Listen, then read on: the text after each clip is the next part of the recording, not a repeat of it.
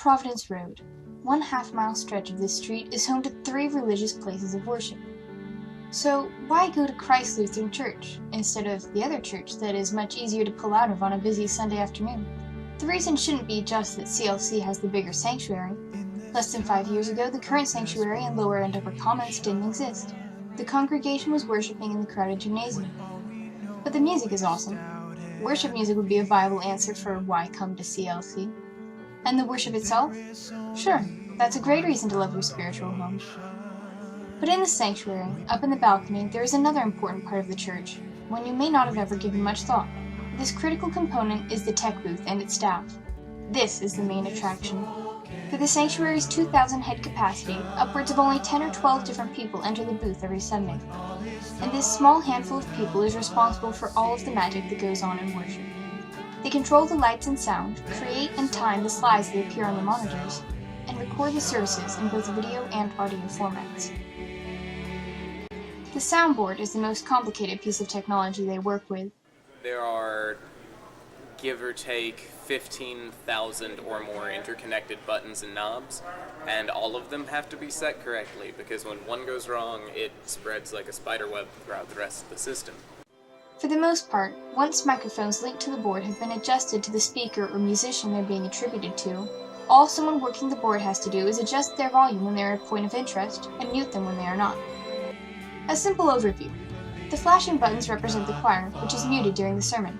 The solid orange button is the pastor's mic. This microphone is turned off. When the musicians are practicing and there's an issue with their sound, or they're having a hard time hearing someone else, they turn to the sound crew. How do they communicate across such a big sanctuary? When they want to be covert, or when they're about to start playing in front of the congregation and want to make sure the sound is on, they use hand signals. During between service practices, they just yell across the room. Down in the choir sections are microphones, and a lot of them. The traditional choir has several stand-up mics, and the contemporary choir has a microphone for each person. This is mostly because there are more people in the traditional choir than the contemporary, but the contemporary also requires more audio mixing because they're singing along with electric guitars, several keyboards, and a drum set. Up here, the people manning the soundboard have control over every microphone down there. Each slider has a value, and subdividing buttons allow for multiple preset options for the same mics. Here with Matt, he does all the fiddling, so I don't do all the fiddling. Yeah. I would like to learn how to do more. If the sound sounds distorted, he goes in and adjusts them so that the sound quality sounds better, or if the microphone isn't hooked up right, he goes in and makes sure that it's hooked up right. If it has a power cord and is in any of the buildings, I'm in charge of it. The same standards that apply to the soundboard also apply to the audio for the CD recording and the online stream, with a few exceptions. One thing that Tony here has to do is unmute the ambient microphone when the pastor says something the congregation might react to.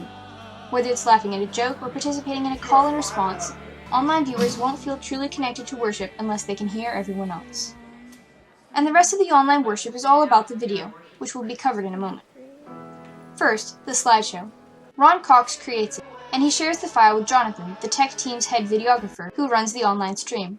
I'm Ron Cox, and I run the ProPresenter, which runs the main screens for worship at Christ Lutheran.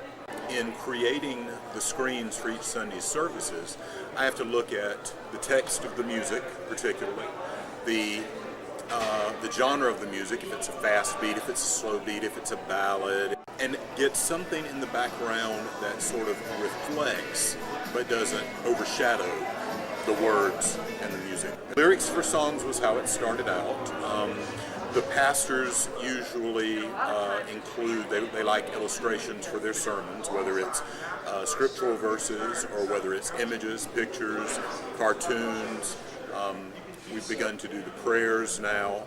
Bulletins are very, very small. And we have a number of older worshipers, particularly the traditional service, who said they had difficulty reading the text when it was so small. I can put it up on the screens and they read it just fine.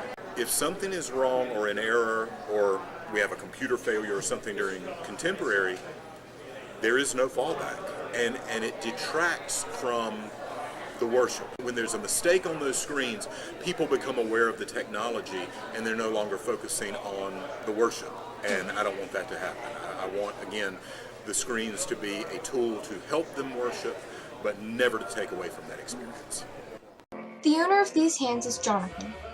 Jonathan controls the church's account on Gospel Stream, a website for online worship that has caused a ridiculous amount of trouble for CLC's tech team over the years. He uses a program called Wirecast to stream the feed from the church's cameras and the ProPresenter slideshow to the website. He has a control box to switch between the various feeds. The first button on the box switches to the first camera, the second button to the second camera, the third to the third camera, the fourth to nothing because there is no fourth camera, and the fifth button switches to the MacBook.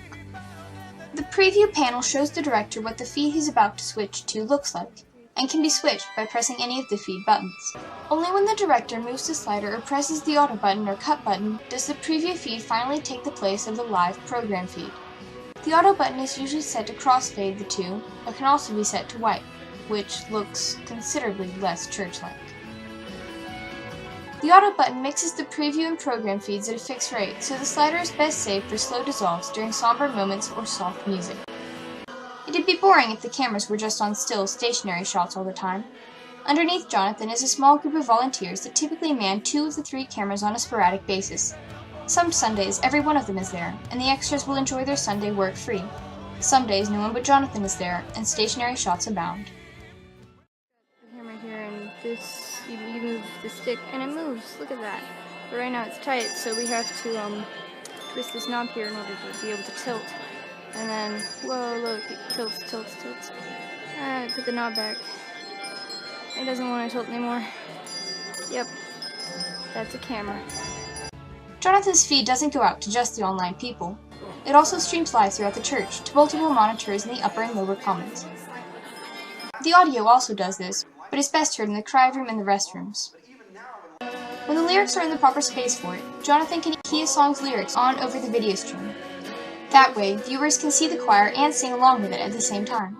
It works best when the lyrics are directly in the top or bottom of the slide, but sometimes it's alright when they're in the center, or the left or right as well. And here are the lights. The lights are easy. You just press a button, boom, the lights work. I'm Matthew Stegall. I am the Technology Director of Christ Lutheran Church in Charlotte. I have a lot of very, very talented staff who all keep this running while I am focused on troubleshooting. And that's generally speaking what a Sunday morning boils down to, is volunteers doing specific tasks while I sort of do a nebulous overall troubleshooting and help pattern. We have the bare minimum requirements set very well, and that is why it is hard to get volunteers for this job. Is that, for example, on audio, the audio side of things, I have Frank and Di most weekends. I would like to be able to rotate them out more and give them weekends off. I would like to have rotating camera operators is a major one. It's a lot of burden to put on someone to stand at a camera every week for an hour. It's enjoyable. It's a lot of work. If we could have 2 camera operators per camera on a Sunday, I would be most happy. Each take half a service, you get to sit down for the rest of it, just so it's not as much wear on people. What do I like the best? Lord. It's very tempting to say all the toys. I really truly like working with all the equipment we have. But I would have to say the best part is I adore working with the people I work with. It's borderline unheard of to work with people who truly, you can say love you and you love them back. I have that opportunity every week. Appreciate it very much. All right, blessings. You're just trying to kill me. Well, I thought you needed a little, stress in your life. Yeah. A little something extra. I have Thomas. What more do I need? Hey, now. I'm standing up. And the clergy won't even get involved. You know you're in trouble. I'm not even going to be up here, so you're on your own, buddy. It's a little tight in here. It might be my collar. Work that out.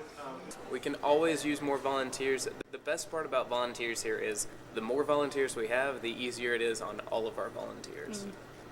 And it adds a structure where you have volunteers who can train volunteers, which is incredibly important because training teaches you better than anything I could teach you, than Jonathan could teach you. Any of the paid people here giving you some skills and letting you pass them on to the next person is what solidifies those skills. And I would like to have a big enough volunteer pool that we could do more in-house training with people.